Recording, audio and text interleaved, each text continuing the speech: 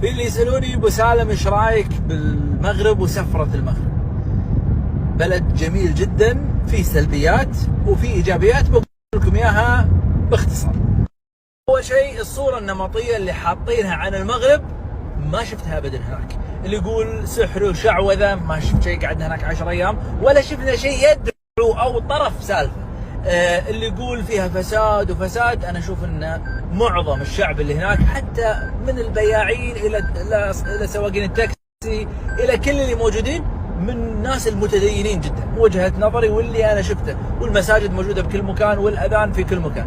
فالسمعة هذه اللي طلع عليها مو هي المغرب الحقيقية.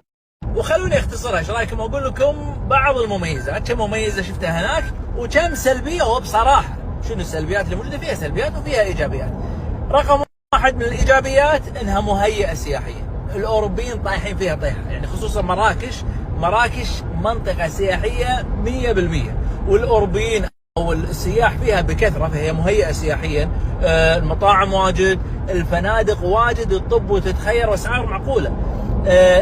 الاماكن الزيارات اللي تروح اما متاحف او مطاعم او اماكن واجد، هذه في مراكش، وممكن شفتها شوي في فاس متقبلين السياحة، وفي شيفشاو نفس الطريقة. للعلم انا زرت طنجة ومريت على الرباط ودار البيضاء، بس ما اقدر اقيمهم لان مرور سريع عليهم. اللي زرتهم تقريبا 3 مراكش قعدنا فيها مدة طويلة، وفاس وشيفشاو. انزين، الميزة الاولى قلت لكم انها مهيئة سياحيا، فمطاعم وتقدر تزور اماكن، قصور وكل شيء، يعني حتى الشعب نفسه يتقبلك انت كسائح. 1. 2 انها من مميزاتها ان ثقافة، تشوف الثقافة بعيونك، بملابسهم، بوجيههم، بزوايا المباني، بالممرات، بالسوق.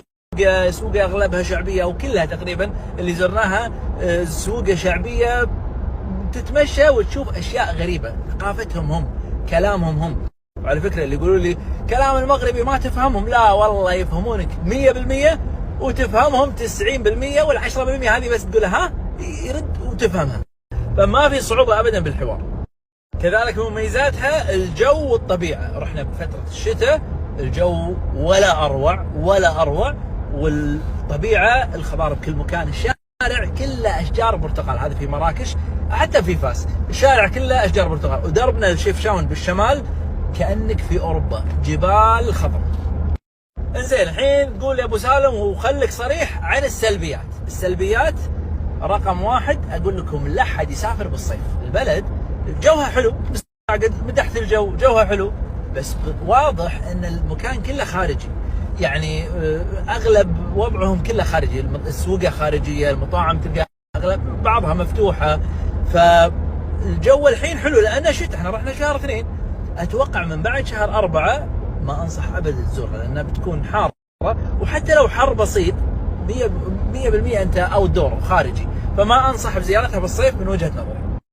ثاني سلبية بصراحة الشعب غلبان، وكثرة الشحاذين، كل الزوايا تقريبا تتمشى، ممكن اقل في فاس، اقل في شيفشاون، لكن مثلا في مراكش بكثرة، موجودين في كل مكان بس بمراكش بكثرة. لما تدش ساحة الفنا، لما يعني تتمشى كثير ما يجونك ناس، وكثرتها هي اللي عسى ربي يكون في عونهم وييسر لهم الامر.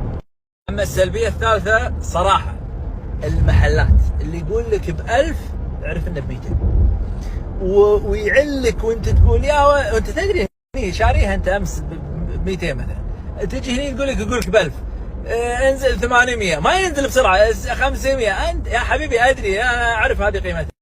فلانهم يعني معظم سياحهم من فئة الأوروبيين اللي يجون وما يعرفون، يلا اشتر. وإحنا الكويتيين لازم ما تحس إنك نجحت لما يعني خلينا نقول تكاسر.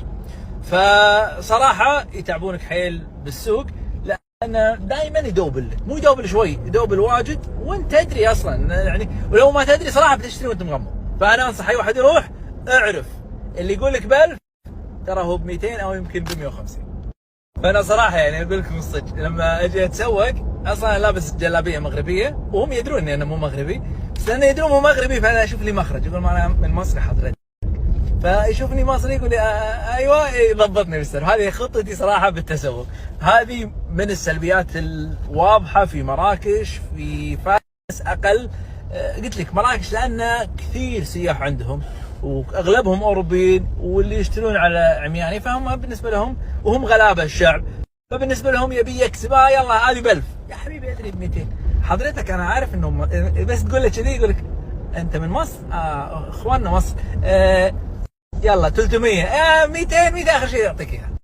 كذلك من السلبيات عشان اكون معاكم واضح، بحكم ان البلد كلها اوت دور وخارجي وفي مشي واجد، فكبار بالسن ما يقدرون يمشون، اهل الويلشير ما انصح صراحه. هي يبي لها شباب ويبي لها واحد مستعد يمشي ومستعد يكتشف احلى.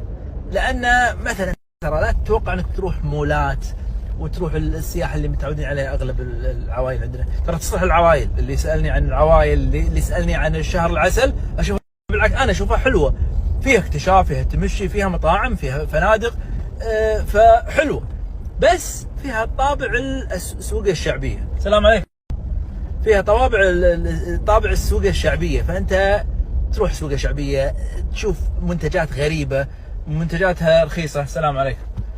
منتجاتها رخيصه مقارنه مع سوقنا.